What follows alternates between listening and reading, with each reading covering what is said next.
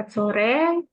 Perkenalkan, saya Jovanya Nenggi Wulan Azhari sebagai anggota dari kelompok 5.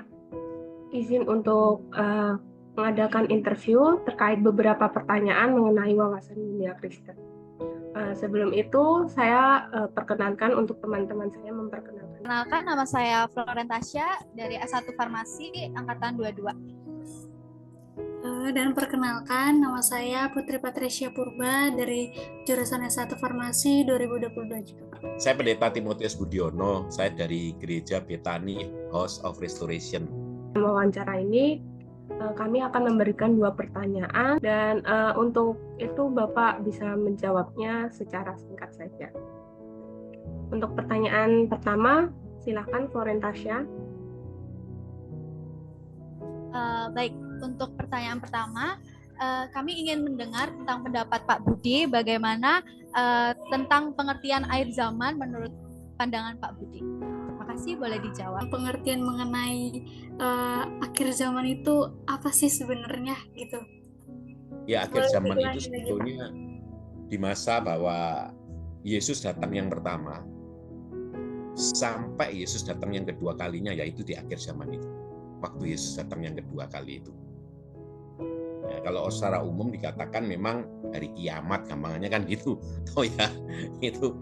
Cuma kalau yang kita orang Kristen, pengertian saya ini ya, itu bahwa Yesus datang yang pertama sampai Yesus datang yang kedua kali ini yang saya katakan zaman akhir itu di situ. Ya, karena yang kedua kali ada pengangkatan itu. Akhir zaman ini kan pasti ada, kalau dikatakan bahwa nanti Yesus datang kedua kalinya. Cuma kalau kita perhatikan betul bahwa ada tanda-tanda, tetap akhir zaman itu ada tanda-tandanya. Ya, tanda-tanda yang pertama di dalam Matius 24 ayat 3 sampai 8 ya. Itu pertama muncul yaitu penyesat nanti arahnya. Ya. Penyesat itu adalah pengajaran-pengajaran sesat begitu banyak muncul. Luar biasa sudah. Ya, karena pengajaran sesat ini ya seperti kayak saksi Yehova kan umum ya. Sekarang muncul lagi yang dari Korea, si Seonji namanya, itu malah gembalanya atau pimpinannya dianggap sebagai Yohanes yang kedua ya.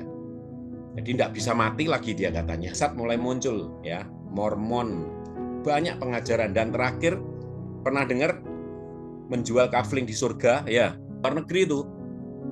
Satu kaflingnya 1.600.000 mau bayar. Kedua, semakin meningkatnya peperangan. Ini sudah terjadi, ini mulai. Peperangan terjadi. Khususnya Israel nanti akan diserang habis-habisan. Yang ketiga, ada kelaparan dan gempa bumi di mana-mana. Nah, sekarang ini bahaya besar dalam kehidupan di Indonesia pun sama. Ya, ini pun akan digenapi ya di dalam Wahyu 6 ayat 8 itu sama. Itu melalui yaitu kuda putih. Kuda putih itu adalah ajaran-ajaran sesat di sana. Kuda merah itu peperangan. Ini sudah jalan juga. Ketika kuda hitam dikatakan kesulitan ekonomi, dikatakan bahwa kematian perang sampar. Ya kalau kita tahu terakhir ini kita ada apa namanya? Covid itu salah satunya sampar. Yang kedua ya seperti kilat dikatakan di dalam Alkitab ya, di dalam Matius 24 ayat 27 di situ. Dan yang selanjutnya dengan cara yang seperti dia naik ke surga di Bukit Zaitun di situ. Di mana dia naik, dia akan turun sama di situ nantinya. Keempat dengan kuasa dan kemuliaan yang besar, itu nanti dia datang kedua kalinya. Itu tentang kedatangan Tuhan yang kedua. Kita yang hidup, yang masih tinggal, akan diangkat bersama-sama dengan mereka dalam awan menyongsong Tuhan di angkasa di situ. Nah, demikian kita akan selama-lamanya bersama-sama dengan Tuhan di situ. 1 Tesalonika 4 ayat 16 sampai 17 di situ. Ya, demikian juga dalam 2 Tesalonika pasal 2 ayat 1 dikatakan bahwa kita akan berhimpun bersama-sama dengan Dia. Jadi kita akan ditemukan dan dikumpulkan bersama-sama nanti. Waktu kedatangan Tuhan yang kedua di situ. Ya. Tuhan Yesus yaitu mendambakan suatu persekutuan yang erat dengan umatnya, itu di mana yang dikatakan rapture nanti arahnya, dinamakan satu pengangkatan itu akan terjadi. Rapture di situ, di udara tadi Yesus datang tentang rapture, dia akan mengangkat orang-orang yang mati dibangkitkan yang percaya Yesus, tapi ya, dan orang-orang yang masih hidup diubahkan tubuhnya menjadi tubuh kemuliaan itu. Kristus akan datang menghakimi perbuatan orang-orang percaya, serta dia akan membagikan pahala. Orang yang percaya tidak lagi dihakimi karena dosa-dosanya. Tidak akan dihakimi lagi dalam Yohanes pasal 5 ayat 24. Ya. Karena Yesus telah menanggungnya di situ. Ya. Ketika Kristus datang kembali, orang percaya akan dihakimi tadi kaitannya dengan talenta yang dimiliki. Matius pasal 25 ayat 14 sampai 30 di situ. Yaitu seperti kayak uang mina, kayak talenta di situ ya. Semua Tuhan lihat dikembangkan atau tidak. Enggak dikembangkan ya dikatakan dibuang dalam kegelapan yang penuh dengan getah gigi itu ya. Yang ketiga, untuk menyingkirkan sang penahan. Kita ini ada yang menahan. Penahan itu apa?